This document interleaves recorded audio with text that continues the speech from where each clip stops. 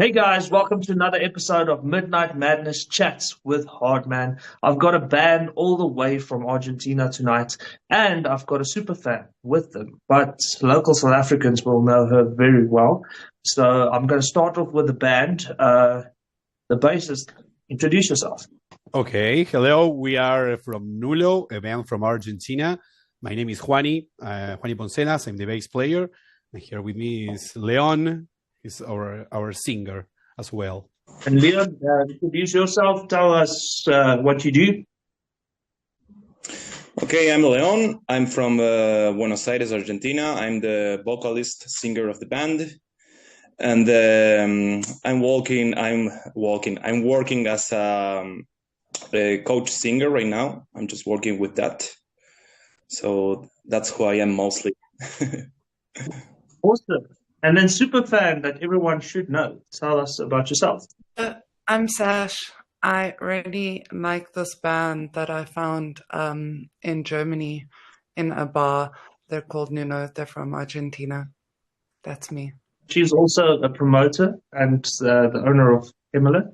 And she does very great things for Wacken. And so we're going to talk a lot about Wacken tonight and what it means to bands and all that stuff. So first of all, I would like to know, where does your band's name come from? Nulo in Spanish means like void. You know, when you go to do, I don't know, some kind of, ¿cómo se llama? Trámite. Pero me parece que, sorry, we're gonna speak in Spanish. A little bit, just to clarify. 100%. I think that the translation of nulo in Spanish, it's null, like something who has no validation, that it's not legal, that its legal time expired. Like when I don't know any official, like a visa, for example, you have a visa until December and it's January, so it's void. It's like nulo. It has no legal value at all. And we use a short B because it only looked cool in the name, and that's it. That's pretty cool. And tell me, how did the band start? The band started in the middle of 2017. It was me and Maxi, one of the guitar players. We had our different bands. We all have always played here in Argentina, so we all knew each other from different bands. And with Maxi, we had this idea to start a band together because we were really close friends and we never played together. He was a drummer first, and I always been a bassist. So we decided to do a band together, and we started the band. And like 3 months after we started like making some music and everything, Aaron, that is the other guitar player, appeared, and we started like making music. We didn't know in which way this was going to go, with influences much around deathcore, death metal, hardcore, and death roll, that kind of thing. But it was just an idea and some friends making songs, and it started growing. Then Leon joined us, and after that, Ulysses, he's our drummer. And it's the same formation we still have today, the same people. So I want to talk about a hot topic right now in the world, especially for myself. I want to talk about Wacken. And me and Sash, we were talking a little bit before this call. And I want you to explain to me what went through your mind when you saw this band for the first time. I obviously do the metal battle in sub-Saharan Africa, and I am a jury member in Germany when we have the battle. So naturally I go and check out, some of the bands that are playing in the battle, and I stumbled upon this band from Argentina. I haven't heard anything about Argentina's metal scene before in my entire life, and I'm like, holy fuck, like, look at this band, look at the shows that they're playing. They're fucking opening for Chelsea Grin, their mosh pits are crazy, they look so fucking cool, because I'm seeing a video. Like, initially I saw the photos and I was like, damn, this band looks cool, I go and I check out like the Instagram page, and I'm like, holy fuck, look at the reels of their shows. Those mosh pits are insane. Now I want to go listen to their music, and holy fuck, it pops. I don't know what the fuck they're saying because it's in Spanish, and but it was just incredible. And I remember being on the plane going to Wacken with the Middle Grounds guys and being like, did you guys see this band? Look at you playing against. Like, look at their mosh pits. Look at how many fans they have. Look at what they're doing. They're like a real band. Look how hard they promo. And then I met them at Wacken, just before Wacken in Sao Paulo, and they had this massive Argentinian flag with Messi, Maradona, and Nulo. And I was like, these guys are so cool. And partied and went on the emotional roller coaster of the experience that was Wacken with these guys. And I've sort of been watching everything that's happened with them since coming back. So, yeah, I'm sure they'll speak more about it. But that's how I found Nulo.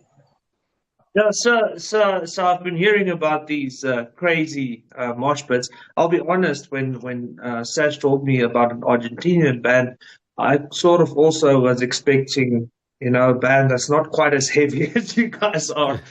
When I heard you, I was like, holy shit, okay, shit just got real. So let's talk about mosh pits. Are Argentinian mosh pits like absolutely next level? Yeah, I think Argentina year by year is getting like more famous and famous about this, like I can say that most of the big bands that came to play here gets really shocked about how much energy the people has on the mosh pits, We are kind of people who really likes to sing, who really likes to jump, who really likes to do mosh pits. For give you an example, like 3 years ago, I went to an Animals as Leaders show, and this is really progressive music, doesn't have a singer, but the people was singing the riffs of the guitar, and Tosin was with the guitar like, what the fuck is going with these people? These people is like crazy, and I think I can say that this makes me feel really proud, because as I said before, most of the bands who came here just gets crushed with all the energy that we have. And since Nulo starts to get bigger and bigger, I start to see this with my own band, the band that I'm part of. Like the people start to get more and more crazy every time. So yeah, it's really nice. And I would also like to speak more about the Wacken experience, because that's something that I've been watching closely, and just camping and then playing like this massive show. I mean, there's a lot of people and the pressure is real. So, Kwani, tell me about the experience of Wacken and basically playing after you just camped. Wacken was totally amazing because as a deathcore band from Argentina, you never expect to go and play there, not even to go and see the Wacken as a guest or as public, just to travel and go. It's really expensive. It's really far away from here. So it's something that you never imagine. So until we weren't there, we set out our camping and we started walking around. We didn't realize what was happening, what was really happening. And we had some rough days with the weather. It rained a lot. Our show got canceled at first and then rescheduled for the next day. So imagine ourselves like being in another country, in the backstage, already just about to hop in the stage and play, and being told that you are not playing this year, sorry, pack your stuff and leave. It was like one of the worst moments in our lives. It was the best and the worst moment of our entire lives. Now that we look back at what happened with more than a year apart. It was like the craziest experience a musician could imagine. A musician from Argentina, at least. And it was totally amazing, a life-changing event, because you see all the detail they put in everything they do. You see the effort, you see people, you get to know people like Sash that they don't have to worry about your situation. They have to deal with their own people. They are there to take care of their people. They don't have to help you with anything, and they still do. So it was amazing, like seeing all the community, the metal community, really gathering and doing the best for the bands was totally amazing and totally life-changing for us. It changed our mindset a lot. After we came back for Wacken, we had like some really deep talks in the band, and we decided like, this is it. We are going all in, no way back. If you are not ready, please step aside. We are going to go all in, and we are still doing it today. So we are really, really happy. Yeah, and you're busy. You're busy with quite big things. Coming back to what you just said, you're building all this hype around what's happening, and you're like, okay, shit's about to happen, and now the rain happens. You've sort of hyped yourself up, and now you're just about to play, and suddenly this episode happens where the rain basically interrupts everything. What did you think at that moment in time when that happened? I was the one who took the first step, and I walked out the backstage and said, with who do I have to talk right now? Present me someone right fucking now that I need to go and talk. And I did. The guys waited for me in the backstage, and I went with Emilio, that is the Argentinian representative at the Wacken Metal Battle. And then we came back, and I asked Aaron, because he's a really big guy, and I was like getting a little bit angry. A little bit angry. Argentinian anger is dangerous. So I was like,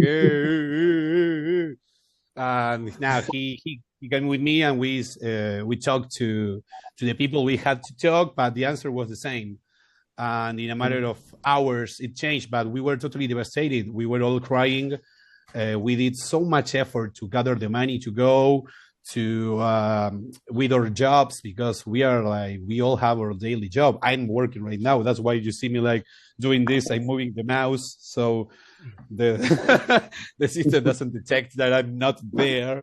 So it was like really, really rough to hear that being there, because they told us you have to participate. If you win, you have to pay your flights and go, and then you play. We did everything they told us to do. We were there, standing there, and they said, sorry, you're not playing. So it was like really, really, really hard. But luckily for us, Wacken had our backs a little bit, and they told us that what we chat with them like had a lot of sense, and they were trying to do something like, I don't know, they did how do you say it? Sorteo. A quiz? No, it's not a quiz. Some like a lottery, I think. A lottery, yes, and to see which bands were playing. And there were 7 bands that we were like taken down from the schedule, and they had 3 spots, and we were the last one picked up out of the hat. So it was like, thank Maradona, thank God. Thank you, Diego. Thank you. Yeah, it was really crazy, that whole experience, because, I had met the guys on, I think it was the Monday night, and we'd partied in Sao Paulo, and then we were at Wacken, and we partied that Monday, and they had gotten so rained out there, because, they're traveling from a foreign continent, a third world continent like us. So you've got all of your camping gear with you. You have to pack your tents or get them when you're there. And they discovered their tents weren't waterproof, and they'd been completely rained out, and they were all wet. And I was like, I'm so sorry. Like, I hope that this doesn't impact like your performance tomorrow night. And they were just like, whatever, like we're here, we made it, we're gonna do this, we're gonna party. And then like getting that news and then switching to like how can we fix this? And just knowing that there's absolutely nothing that I can do was so sad. And when I think it was genuinely 100% Argentina's fan base that got Wacken to change their mind, because Juani mentioned that they were crying. You know, they went on the socials and they were like, our set got cancelled because of the rain. We're so sad. We're sorry. Yeah. People went nuts. And then Wacken found another slot for them to play. And that was pretty cool. Yes, we were like hanging out in the music areas, the area for musicians, and a guy came in with a laptop, like, "Are you from Nulo?" Yes, and he asked if we had bots, because all of the chat was like Nulo, Nulo, Nulo, Nulo, Nulo, Nulo, Nulo, Nulo, Nulo, Nulo, like thousands of comments. He was getting like spam. People start. Yes, not bots, man. It's not bots. It's real people in Argentina that are waiting for us to play. And people between themselves, they started like, okay, let's spam. And they start spamming non-stop until they had to deactivate the comments for a while in the back-end live transmission as well. So we were asking, do you have bots? Like, dude, we are here. We don't even have money to be here. We're here. We don't have bots. Like, we only have devs. I want to show you something. I'm getting like literally goosebumps as you are talking. That is like the most insane shit ever, hey? Like, that a community can come together and be like, fuck it. We sent our band all the way to fucking Germany, and now you're telling us they're not going to play. They're going to fucking play. Yes. This gets like, you know, like not only the people who were fans or who knew Nulo gets to support us. A lot of random people who never knew about the band, but they just know about. They felt sorry for our situation. Yeah, but it's a great culture, and I think a lot of let's call it metal scenes can learn from that. You know, instead of fighting each other, let's stand together and do amazing things. And I think that is what Wacken's about. I was also saying to Sash earlier that this year's Wacken battle for us in South Africa was less of a battle than a previous year. It was more like, you know, friends supporting each other. And what she was saying is like where the other bands and stuff sort of saw what's happening to you, and they sort of tried to help as much as possible, you know, and like Sash being passionate about music and the scene, you know, that cares, you know, and that's what it's about. That warms my heart, and it makes me feel good, you know. It makes me feel like shit's fucking right. Metal, you know, I always say that metal heads are outcasts. We are sort of people that are forgotten in the world, and if we can't stand together, then that's bullshit. But totally, music is a cultural construction. So if you, as a country, don't support your own musical culture, your heavy music culture, if you are a band, you should go to shows. You must buy the tickets. Don't ask for free tickets, because you need to support the production. You need to support the organization of the events. You need to support the events and their expenses, and it's everybody should everyone needs to set their minds in that way. That's what makes things get bigger. Like, if you start locally, I don't know, you start in your state playing with bands around your state, everybody starts doing that, you will see that people from other states will say like, hey, how do I hop into this? And it's not that difficult, but people, metal community always was like, before, maybe the generation before us here in Argentina, was always about competing, and this is my spot, and it's only my spot. I don't want you here. And now what changed here is that it's not more like that. If we are a band that is growing, why don't we give the chance to for a growing band like we were 3, 4, 5 years ago, the possibility to show themselves and to share this side of the metal scene, like playing in a bigger venue, having their expenses paid, having catering, giving them, if they need equipment, rentals, or anything that a show needs to be ruled on and being done properly. So it's like adjusting the mindset. That's what the metal community needs. And talking with people from all over the world, it's like, it's all the same. We have the same issue as a metal community, like being not as united as we think we are. So on that topic, so when you said that bands should support each other and bigger bands should watch smaller bands. Yeah, that's a great opinion. In my personal experience, a few months ago, we played with a very big band in our country. They're not metal, so they seem to be a little bit more commercial. And one thing that triggered me extremely was the fact that the vocalist from this band, he does not have to watch anyone. He was standing at the back of the venue the entire night, watching every fucking band play. And we're a metal band. They're called Spoegwolf. They're like Afrikaans, I don't know what to call them, pop rock, I guess. Really cool band. And their vocalist was, when we started playing, he sort of got interested because now it's heavy music, it's different. And he came and he stood in front and he walked onto stage after our set and he's like, bro, that was insane. And for me as a small musician, that was one of the most memorable days of me as a musician. So yes, I do think that, you know, it's great to support smaller bands.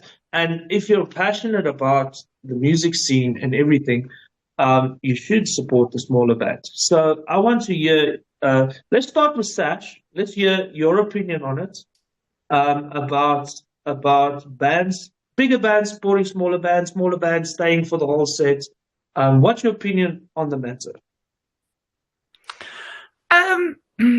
Yeah, I guess, you know, I see things from a very different perspective because I'm not a musician.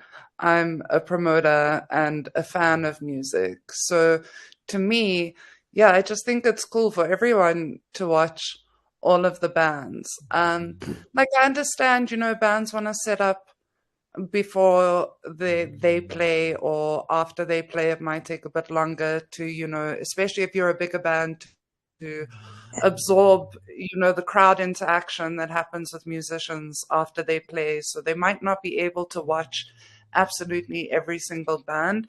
But I think, you know, if you want to create a united scene, then it is cool for everyone to, you know, support each other and watch each other. And if you think the band's cool, buy their shirt, you know, post about them on the internet. I think in South Africa, we've gotten really bad at that. Like, one thing Argentina is amazing about is from what I've gathered, like their online community, at least that's what I see, and just how interactive they are. There is not one Argentinian band that I follow where they will post something and not every single Argentinian that I know, which is crazy. Like there's like 40 of them who have commented something like some kind of positive message. They love each other so much and they're so publicly supportive of each other. It's great to see. I wish we could learn a bit from that. So, Juani, tell me about who is the biggest artist that ever came to watch you play that made an impact on you as a person? When I was like in another band, it was like 12 years ago, at least 10 years ago. We opened for Machine Head and Sepultura with the band I had at that time. And we had Derek Green and Rob Flynn standing next to us the whole show, watching us. And after we finished, when the curtains closed, they both were the first people just to, dude, amazing, congratulations. And that was it. But for a musician like us, it was like incredible. Then we had to play with another Argentinian band, and as we were playing, they were partying in the backstage. Never came out to say hi. So you're like, who the you think you are, dude? Like, I just saw like the guy from Sepultura and the guy from Machine Head. I don't want you to greet me every time I play. It's not that what the musician needs. It's a thing about respect. Like. It's like they know where they came from. They came from being the little band opening for a bigger one. So they know what it feels like. I think that's the difference, because we are a band that all of us, we always been making our shows and also playing the shows. So we know both sides. We know what a musician feels when he's playing in another event, and we know what the producer feels. So it's like finding putting the balance between those things, like being respectful and also being professional enough for people to get comfortable at your event. So it's like a lot of taking in matter. And Leon? Yeah, I don't know if, for talking the truth, I don't know if I remember that. Talking seriously, we don't share too many shows with NVLO. We don't share too many shows with bands from another country. We only play with Chelsea Green. And this was an amazing experience, because talking about that Juan you said before, like there is sometimes that you play with local bands and you don't have too many, not bad energy, but you don't have like too many feeling. You don't share too much. But when we share with Chelsea Green, we were on the same spot, And yeah, we are a band who really likes to smoke before the show, not cigarettes. And we were just I don't know. The guys from Chelsea Green were there, and I have this kind of thing that okay, they are touring, they maybe are tired. I don't gonna go to bother them. I'm gonna give them space, because we were in a small place and we were just smoking, and Tom, the singer of the band, and all Chelsea Green just joined to our circle, They just light a joint and they smoke with us and share with us, and I was like mind blown, like I can't believe what is happening.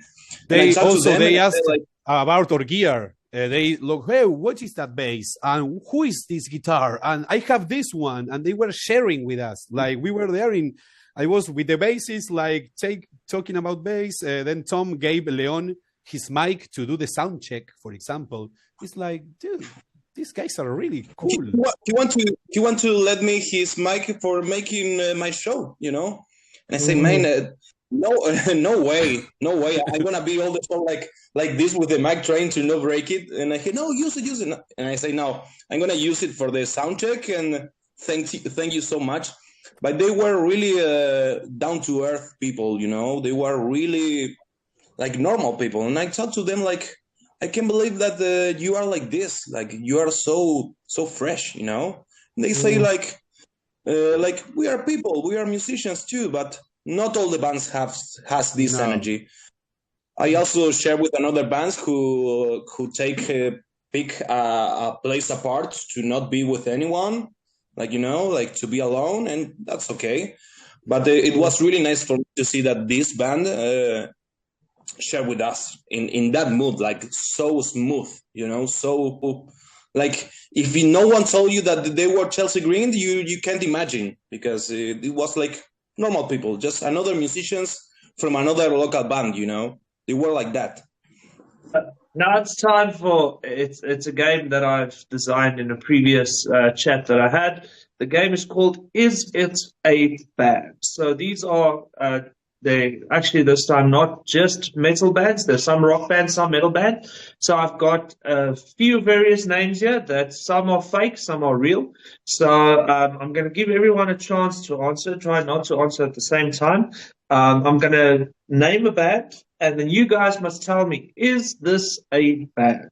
Okay. Okay. So we're going to start with Screaming Walrus. Is it a band? No. No. It sounds like a band. Everything could be a band. I would totally name my band like that. If I had like a greencore band, I would totally name it like that. Okay, it is not a band. No. Satanic Daha Orgy. Is it a band? Yes. Probably. Yes. They all sound like bands. I feel like I can't enter that one because I know for a fact that it is a band. It's a South African band. Oh, So- nice. It is a band. It's a South African band. In It's South Africa, funny. they have so cool band names. So fucking cool band names. It's amazing. So the next one is Venomous Taco. Is it a band? No. I don't think so. Yeah. Yes, it is. I believe it. It is not a band. It's not a band. Oh, fuck.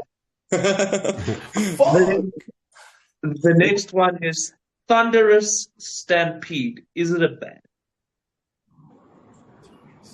Thunder Stampede. Sí. Estampida truenosa. It sounds like a power metal band. I mean, it could be, but I It don't could know. be. If it It had doesn't- thunder, maybe Enough. it could be a band. I think it is. Okay, it's not a band. Ah. And okay, the next one's a bit rough, not for the sensitive viewers. Anal Cunt. Is it a band? Yes, Yeah. of course it is. Listen to this. In Argentina, we have the Spanish version of this band. It's not anal cunt, it's It's concha concha- culo. Conchaculo. Oh, that's cool. They make greencore. Diarrhea Planet. Is it a band? Yeah. Yes. It is. It's an American grindcore band. Grindcore, yes. Grindcore with the ridiculous names.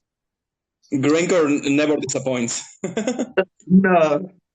Dogs Die in Hot Cars. Is it a band?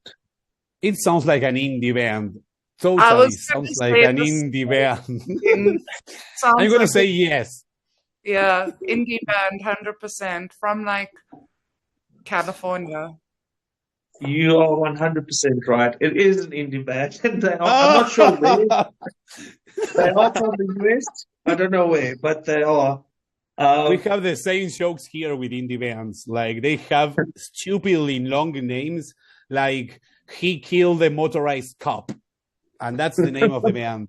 This is an Argentinian band. This is an Argentinian band for real.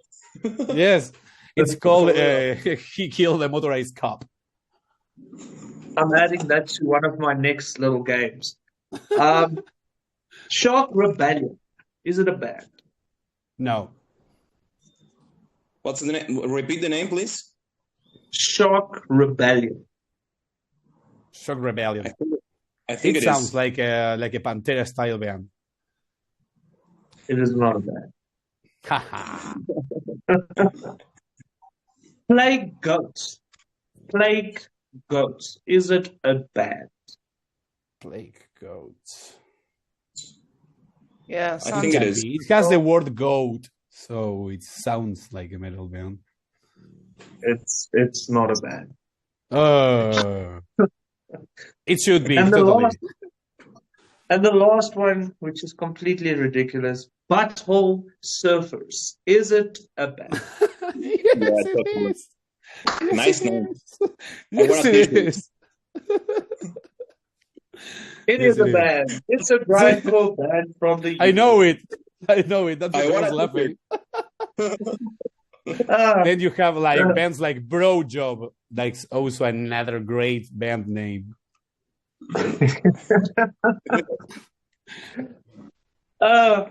Yeah. So let's talk about future events. Also a little bit want to talk about Wacken and how it has influenced your music career. You guys are playing a major festival, actually this weekend, right? Yes, 4 Where days ago. you are playing with some of the biggest bands in the world. So first of all, tell me about the experience. Tell me about how you guys are feeling right now. It's pre-show. What's going on inside your heads. I think, Juani, you can start off that one. Okay. It's like... Arrancamos. Hablamos de Pablo yo. Dale. I think that it's very difficult to digest something like this because you never expect something like this to happen. Also being in a country where like there never been as heavy bands as us, like going through mainstream media or started like growing like we are growing in the last years. So you never dream about something like this. I don't know, you dream until here and then you get the news that you are playing here. So it's like you don't know how to react. It's day by day, hour by hour. Then I have anxiety. Then I feel worried. Then I'm afraid. Then I'm happy. Then I cry. Then I scream. It's like everything happening at the same time. And I don't know how to manage it pretty well. That's not one of my the things I do great is managing emotions. So I'm like kind of crispy. I don't know how to tell you, like electric with this, but really happy, really happy. I had photos when I was, 14, 15 years with my Slipknot shirts on. And I used to play in a Slipknot tribute band when I was really young. So now they say, hey guys, you're playing here. It's like mind-blowing, totally mind-blowing. I can only imagine. And like you said, it must be an emotional roller coaster. But Slipknot, that's a big deal. So Leon, tell me, how does a band like yours like get a show like this? What happens? How did they tell you guys? Tell me a little bit the story behind the story. ¿Vos sabés bien esto, Leon? No? Hey, más o menos. It was we didn't knew too many weeks before. We get notice that we were going to play like past Monday. Like less than 2 weeks before the show, we get notice that we're gonna play there. So it was completely mind blowing because of all the big experience that we had as a band. We got like 3 months, 1 month to get prepared, like when we went to Wacken, we knew this like 3 months before. When we played with Chelsea Green, well, like 2 months before. With Whitechapel, the Artist Murder, like 3 months before. But it was like 2 weeks before. 10 days. And 10 days apart. 10 days apart. 10 days, yeah. Yeah. It was like, what the fuck is happening here? We knew that the agency that brings the Knotfest, that we knew that they take a look on us. They ask for us. Like they ask or things like or press kit, and they asked for our logo. But they did the same with lots of bands that we are friends with, and you stick with other musicians. So like, hey, dude, did they send you an email from Knotfest? Yes, me too. Nice. But then no communication at all. Nothing. We didn't do nothing. Your details. How did they find you? Did you have to submit or ask the promoters? No, they sent an email to our manager. Okay. So they kind of found bands that they thought I'm going to introduce Toti. Yeah, it's like there is a lot of bands who are making a lot of noise here in Argentina, but I can proudly say, like Juan said before, that we are the only band who is so heavy, who makes a genre that it's so heavy, like full of gutturals and darkness, who is making so much noise and movement as we are doing, because there is a lot of bands who are making a lot of things, but most of them makes a really more softy genre that we are doing, like more melodic stuff, more new metal stuff, more classic heavy metal stuff. More groovy bands, more new metal bands. There were no like deathcore or death metal band like playing shows alone in Teatro Flores, Vorterix. There are some of the biggest venues here in Buenos Aires, in Argentina, in the whole country. So it's really strange. It's really crazy to see that the response that people is having with us. Knowing that we are not making light and softy music, we are making really heavy and rotten music, so it's really crazy to us to see that the people is going to our shows, it's supporting us so much. And I say it proudly, I feel it's really right to that we are at Knotfest, because I feel that we are one of the bands who most gets close to the kind of music that the Slipknot does, and this is just amazing. I'm probably going to get crucified for this, but I think you guys are a lot heavier than Slipknot. Yeah. Actually, yeah. I'm not saying that we are more heavy than Slipknot, but Slipknot has melodic voices, more clean vocals. We are completely full gutturals, full heavy, full blast all the time. So yeah, I think we're gonna make a nice open to the Knotfest. I believe that. It's really incredible to have watched Nuno's journey this last year, having come from Wacken, coming home after their fans went crazy on the internet, and then watching them, pack out these crazy big theaters. And because of that influence with their local scene, now they're getting asked to play on these stages. And I mean, I don't know if we mentioned it, but it's not just Slipknot that they're playing with this weekend. It's also Meshuggah, Manamar, and Baby Metal. And it's because of this crazy work ethic that they have and their ability to pack out venues. Now promoters, I guess, in Argentina are being like, hey, this is a great fucking band, and they pull people and they suit this genre of music that we're bringing out, and they're going to play this show. They didn't have to buy into the show. They didn't have to suck up to anyone. It's purely, I think, recognition and hard work from what I've seen. We do our shows here. We are we manage our own shows. We manage our own agenda, our own schedule, and when we do shows traveling, we also book the venues in other states, and we do the shows ourselves as well. It's like having any kind of I don't know. Establishment. I don't know. You have a food establishment or anything, any business you can own. You have to take the risk. Like, okay, how much does this venue cost?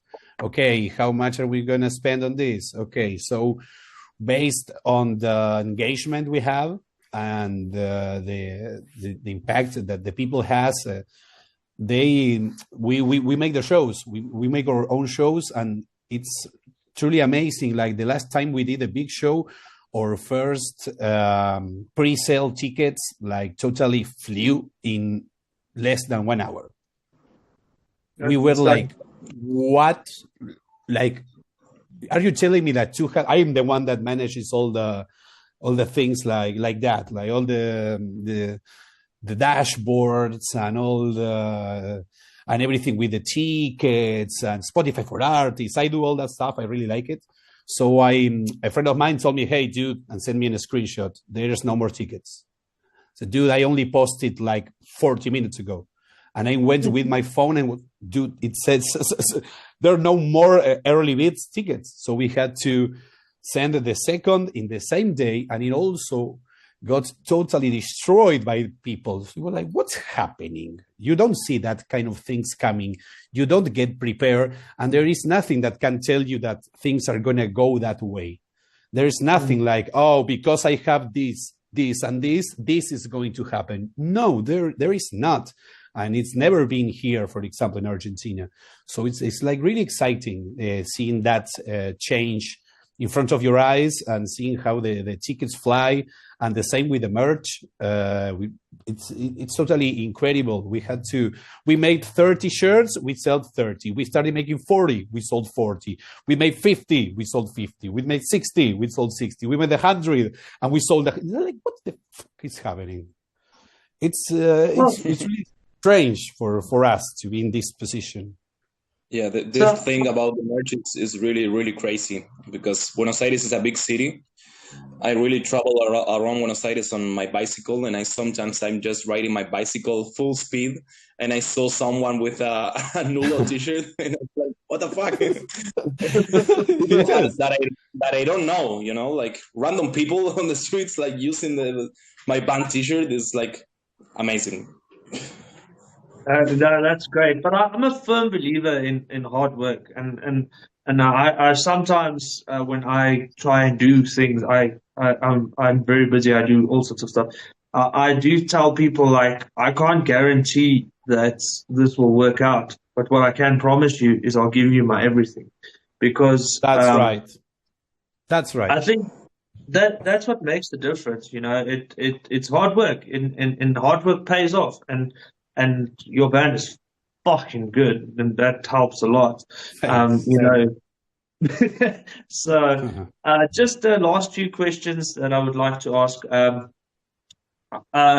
Talking Wacken, you guys are now, like you mentioned, bands that are like fucking next level. I mean, Whitechapel, for instance, played Wacken 2024, like big band, been listening to Whitechapel for the last fucking 10 years, love Whitechapel.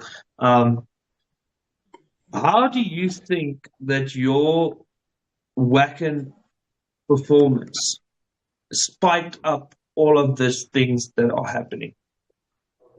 We are a really powerful band live. We try to make our albums sound. Our albums sound really good. We work it also as well. We try to record them properly. We work with a great engineer and everything. But you have to do a show. You have to bring a show to the people, not only good music. You have to have good lights. Yeah. You have to be well equipped. You have to do a lot of hard work behind and backstage that people don't see. But I think that we try, and we really do try to cover everything. For example, here in Argentina, we bought our set of lights. We have our own lights with our own console. We don't rent anymore. We don't use the venue's lights anymore here in Argentina. We are buying all our stuff bit by bit. And that's what is the difference. We try to make a show. We are not only a metal band, because music, you know how it is. Music is relative. You can like the music or you don't. But if you see a good show, it doesn't matter if you don't like the music. Like, hey, dude, I saw this band. I totally don't like the music, but the show was perfect. That's what we want to the people to experience when they see us. Like, it's a rough show, but it's a well prepared show. It's not everything. Nothing is improvised. We really work to try to be over everything and every detail we can. I think it's a really important part. There is a really, I just want to mention it, that there is a really crazy phenomenon that I see with NVLO, that is, we have a lot of young people who comes to see us, Okay, Juani, I think, is 33 years old. I'm 29. and I see a lot of 17 years old kids like crashing his head off on the pit, really young people, but we also see like grown men, like really classic heavy metal guys, Oh, sorry, I think someone is calling me. I don't know what's happening. Sí, te están llamando, perro. When are you gonna come to South Africa? We would totally love to go to South Africa, and I already told her I have like my dream show here in my mind. I want to play with Middle Grounds. I want to play with Sunken States. I want to play with Baby Raptor. I want to play with Botinia. I want to meet everyone. I want to hang out with everybody and go there and try the food. That's what moves me the most. I already have the show on my mind. It has to be Bulodinia, Nulo, Sunken State, Middle Grounds. Doesn't matter the order. Baby Raptor too. I really like that name. Baby Raptor. Yeah, Baby Raptor. That's also one of my favorite local bands. I actually wanted to wear the shirt tonight, but I wear it like way too much.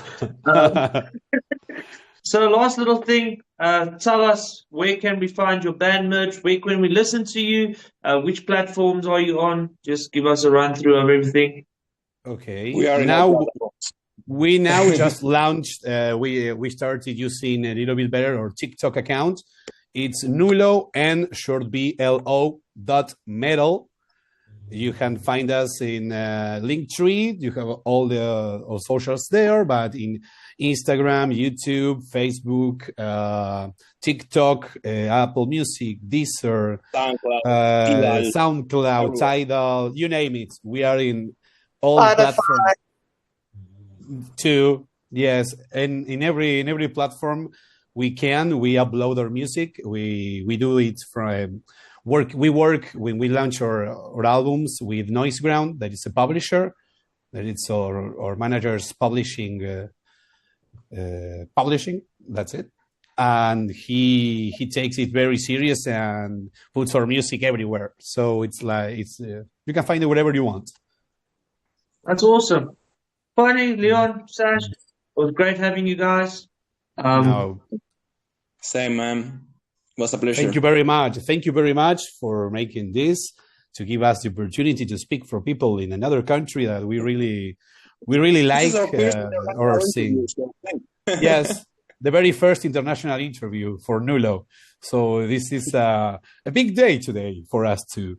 This is like, for you, maybe it's just speaking with another band. For us, being from Argentina, like being told that someone from another country wants to speak with us, it's amazing. It's totally insane. So thank you. Thank you all very much. And thank to all the people that's going to listen to this. Thank you very much.